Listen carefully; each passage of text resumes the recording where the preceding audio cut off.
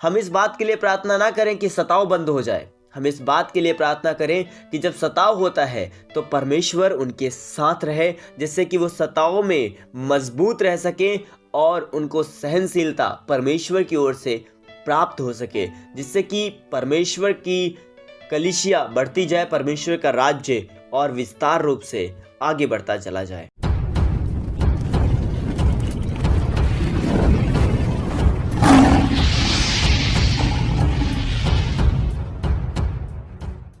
सताव कलीसिया के लिए चुनौती हो सकता है, खुदा के लिए नहीं।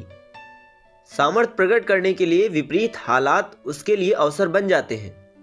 मेरे हिसाब से अनुकूल वातावरण कलीसिया के लिए नुकसानदेह, विपरीत हालात में ही कलीसिया आत्मिक तरक्की करती है। निर्गमन 1 अध्याय उसकी 12 आयत में लिखा है, ज्यों ज्यों वे उनको सताते गए वैसे वैसे वे बढ़ते और फैलते चले गए। कलीसिया दरख्त की तरह है, इसे जितना छांटो और बढ़ता जाता है। इंसान की ताकत सीमित है, इसके विपरीत खुदा असीमित है। इतिहास गवाह है, जहां जहां कलीसिया पर सताव हुआ, मसीही ईमान में और मजबूत होते गए। चीन में कलीसिया पर भयानक सताव होता है, इसलिए वहां की कलीसिया हमारी कलीसिया से कहीं ज्यादा मजबूत है। विपरीत परिस्थिति में ही यह समझ में आता है कि हमारा खुदा कितना सामर्थी है। विपरीत हालात में ही ईमान की परख होती है। Pastor shalom Walter. मेरे प्रियो, परमेश्वर के दास ने इस बात को बिल्कुल सही रीति से बताया है कि जब हम कठिन परिस्थितियों में होते हैं, जब हम कठिन समस्याओं में होते हैं, तभी हमें परमेश्वर की सामर्थ का पता चलता है। तभी हम इस बात का एहसास कर पाते हैं कि सच में हमारा परमेश्वर कितना बड़ा परमेश्वर है, कितना महान परमेश्वर है। मेरे प्रियो, आपने देखा होगा इजरायलियों को, इजरायली पहले तो कुड़कुड़ा रहे थे, लेकिन जैसे ही परमेश्वर ने लाल समुंदर के 2 भाग करे, इजरायली पूरे जो है वो परमेश्वर की स्तुति करने लगे, परमेश्वर के लिए गीत गाने लगे।